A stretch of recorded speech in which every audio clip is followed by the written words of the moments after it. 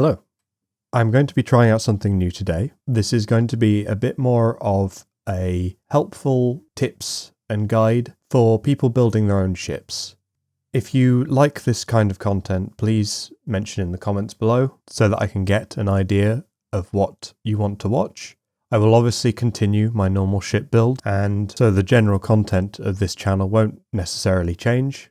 I'm just being scrappy so that I can test new things on my channel, which is what I need to do at this early stage in the growth of it.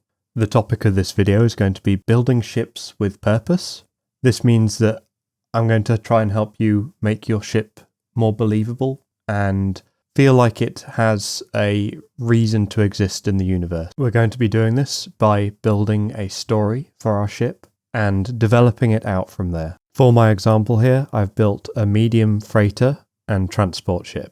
To understand what that means, I'm just going to split that up into a couple of sections. So first off, the medium refers to the weight of freight that it can take.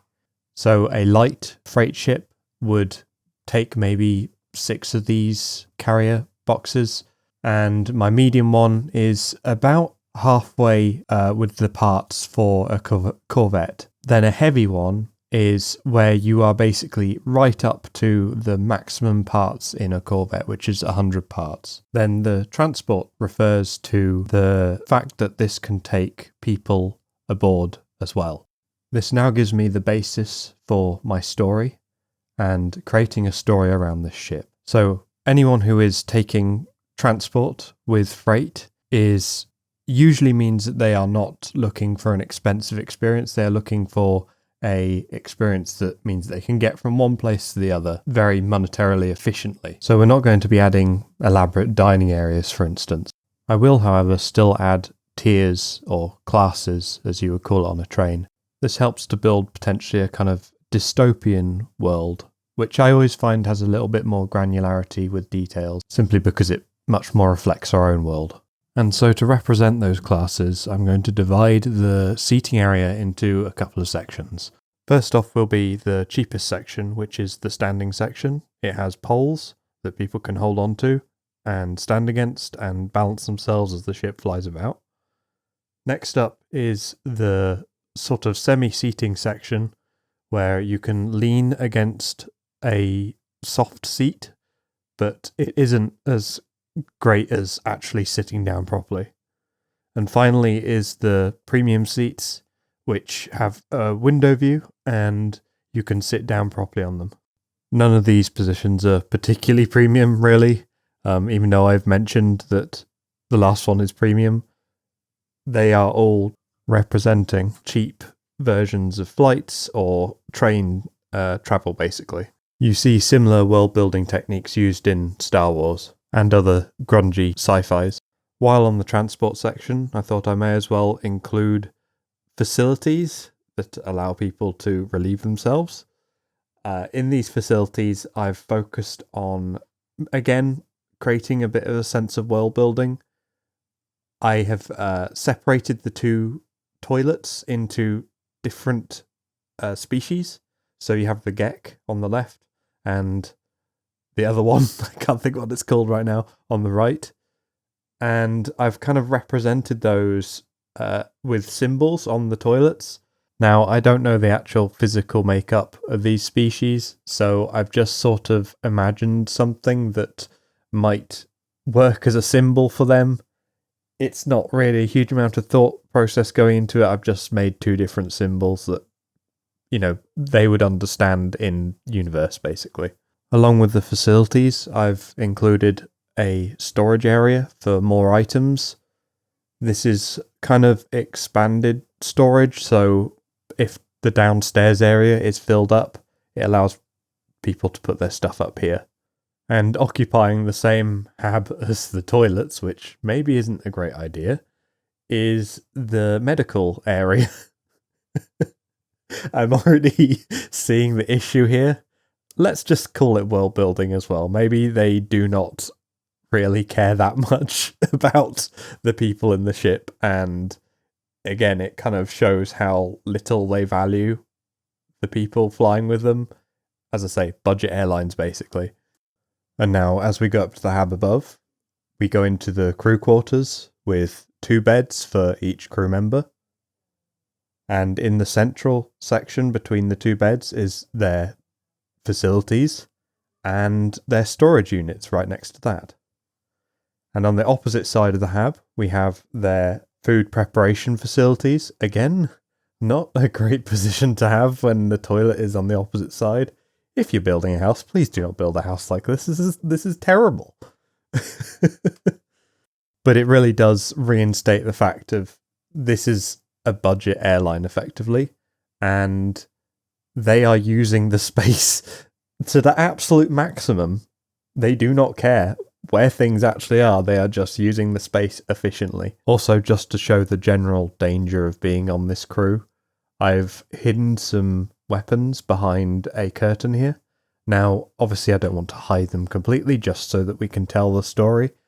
So I've had the left side just very slightly poken out, and it kind of tells the story that transporting such freight might be quite a dangerous job, with pirates coming to try and take it from you. Also, there's a chance that pirates might board with the passengers and pretend to be passengers and then try and cause a coup on the ship. So that also protects them from that. And finally, the hab above this is the cockpit, which has a view out onto the freight and obviously the front of the ship. Now, from this view, you are able to perhaps control the crane that will lower the freight. I will go into more detail once we're outside. Now we're outside, I'm going to take you through some of the design choices I've gone with. So starting off with the freight, as I mentioned before, there is a crane that sits at the front of the ship. This is able to move back and forwards along the ship and also has an arm on each side that can go in and out and also drop the freight down. This obviously isn't actually really what it can do, but it's to represent the idea of that. And world building is largely stuff like that, where it feels like it could do something. You know, you want to know that if this was a real crane, it would be able to do what it's intended to do. And continuing with the freight, this entire front section, I've designed it to effectively look like it could break off from the front of the ship and be a separate thing entirely. This is much like a lorry with its trailer. They deposit the trailer where they want to deliver it, and then the freight is offloaded on location. And going on that as well, there is a dedicated shield system for this freight on the underside here, and also a reactor for that as well. So this is meant to be a separate piece, a bit like how some lorries have air conditioning on the trailer itself. There is also independent point defense cannons on either side at the front. These tie in with the ship's controls, but when separate, they will work on their own system. And in addition to that, both the ship and the front have their own communication systems. So say these were to be separated somehow in space, the freight itself has a communication system that will be able to be triangulated and found, basically. And moving backwards now, we are looking at the sides, and there is 2 additional reactors on either side here. And these are basically auxiliary reactors. So there is a singular reactor at the back of the ship, hidden behind one of the engines. And this is a jump reactor, so it's designed to extend the jump distance of the ship. And I believe a freight ship should probably already be pretty good at jumping long distances, but the 2 additional ones, which are sort of designed to look like they could be removed or added on, those are obviously going to expand the jump range much further, meaning that this freight is designed to go a long way away, which again kind of tells a story that's going on here. And finally, I want to talk about the kind of overall colour palette. So I went with quite a neutral green tone. I've seen ships, I've seen freight lorries that look just like this. So I feel like it's quite a good colour to go with. It's quite a neutral colour that remains relatively clean looking, even if it was dirty. The other option would be white. That's quite a common color for freight ships or freight lorries. That kind of shows up the dirt, but that also shows up that it's being cleaned regularly. So maybe in this instance where it's made by a company that doesn't really care about its employees and doesn't really care about how the ship might look, being a budget kind of freight ship, they have gone with the green color because it doesn't stain as badly. And next up, I want to talk about just the logos that I've added everywhere. So this again is like a world building thing. Adding logos to the freight makes it obvious what it is and advertises the companies. And adding logos to the ship does the same thing. It's advertising the ship's company. And yeah, we just use some of the default logos in the game. They don't really, you don't have to use these. You can make up your own logos using the numbers as shapes and moving them around to turn into something. But I thought I'd use something that's already in universe.